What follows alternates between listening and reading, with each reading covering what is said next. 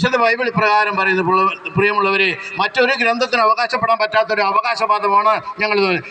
സ്നേഹത്തിൽ സ്നേഹിക്കാത്തവൻ ദൈവത്തെ അറിയുന്നില്ല, കാരണം ദൈവം സ്നേഹമാണ്.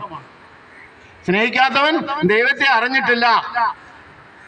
അല്ലാതെ ഒരു മതത്തിന് വേണ്ടി, നമുക്കറിയാം, ഈ കഴിഞ്ഞ നാളുകളിൽ, കഴിഞ്ഞ ജൂൺ 21-ാം തീയതി കോങ്കോയിൽ ഒരു ക്രിസ്തീയ ദേവാലയത്തിൽ 70 ക്രിസ്ത്യാനികളെ പിടിച്ചു കൊണ്ടുപോയിട്ട് ഞായറാഴ്ച അവർക്ക് കുർബാന നടക്കുന്ന ദിവസമാണ്. അതുകൊണ്ട് തന്നെ ശനിയാഴ്ച രാത്രി ഇവിടുത്തെ പള്ളി പോലെ അത്ര ശക്തമൊന്നും ആയിരിക്കില്ല. അത് കുത്തി തുറന്ന് അതിനകത്ത് കയറി 70 ക്രിസ്ത്യാനികളെ കഴുത്തറുത്തിട്ട് കൊന്നു, കഴിഞ്ഞ ജൂൺ 21-ന്. ഞാൻ പറഞ്ഞത് എന്തിനാ ചെയ്തത് നമുക്കറിയില്ല.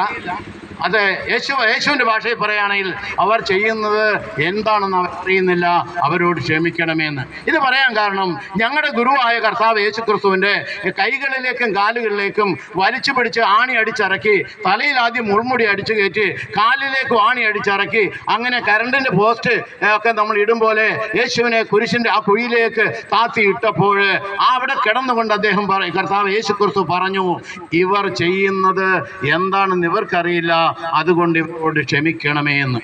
അതാണ് ഞങ്ങളുടെ ഗുരു.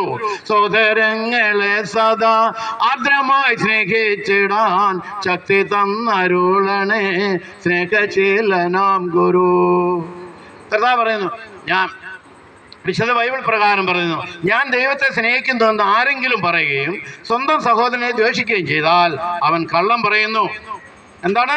ഞാൻ ദൈവത്തെ സ്നേഹിക്കുന്നെന്ന് ആരെങ്കിലും പറയുകയും സ്വന്തം സഹോദരനെ ദ്വേഷിക്കുകയും ചെയ്താൽ അവൻ കള്ളം പറയുന്നു. കാരണം കാണപ്പെടുന്ന സഹോദരനെ സ്നേഹിക്കാത്തവന് കാണപ്പെടാത്ത ദൈവത്തെ സ്നേഹിക്കാൻ കഴിയുകയില്ല. ക്രിസ്തുവിൽ നിന്ന് ഈ കൽപ്പന നിങ്ങൾക്ക് ലഭിച്ചിരിക്കുന്നു, ദൈവത്തെ സ്നേഹിക്കുന്നവൻ സഹോദരനെയും സ്നേഹിക്കണം. നിങ്ങൾ തൻ കടക്കാരെ വെറുതെ വിടുന്നെങ്കിൽ നിങ്ങൾ തൻ കടങ്ങളും പൊറുക്കും ദൈവം ക്ഷണം. ഇത് ക്രിസ്ത്യാനികൾക്ക് വേണ്ടി മാത്രം നൽകിയതല്ല, പ്രിയമുള്ളവരെ. കർത്താവ് യേശുക്രിസ്തു പ്രവർത്തിച്ച കാലഘട്ടത്തിലോ ജീവിച്ചിരുന്ന കാലഘട്ടത്തിലോ ഒരൊറ്റ ക്രിസ്ത്യാനികൾ പോലും ഇല്ലായിരുന്നു. മറിച്ച് യേശുക്രിസ്തു സഞ്ചരിച്ച മേഖലകളിൽ അവൻ രോഗികൾക്ക് സൗഖ്യം നൽകി. അതുപോലെ രോഗികൾക്ക് സൗഖ്യം നൽകി, ഭൂതപ്രേത പിശാച് ബാധിച്ചവർക്ക് അവർക്ക് സൗഖ്യം നൽകി. അതിലുപരി കുരുടനെയും മുടന്തനെയും അവൻ സൗഖ്യപ്പെടുത്തി. അങ്ങനെ വിവിധങ്ങളായ അത്ഭുതങ്ങളും അടയാളങ്ങളും ചെയ്ത് അനേക ദേശങ്ങളിൽ സമാധാനവും സന്തോഷം കളിയാടി. ആ സമയത്ത് യേശു കടന്നു ചെല്ലുന്നിടത്തെല്ലാം ആൾക്കാർ വട്ടം കൂടും. അങ്ങനെ വട്ടം കൂടുന്നിടത്ത് യേശു ചെല്ലുന്നിടത്തെല്ലാം ജനം കൂടിക്കൊണ്ടിരുന്നപ്പോൾ ആ കൂടിയതിൽ ഒറ്റ ക്രിസ്ത്യാനി ഇല്ലായിരുന്നു എന്നുള്ളതാണ് വസ്തുത. അതുകൊണ്ടാണ് യേശു പറഞ്ഞത്, അവരോടാണ് കർത്താവ് പറഞ്ഞത്, അല്ലാതെ ക്രിസ്ത്യാനിയുടെ മുഖത്ത് നോക്കിയല്ല പറഞ്ഞത്. ദ്രോഹിപ്പോൻ സഹചരെ കൊലപാതകി അവൻ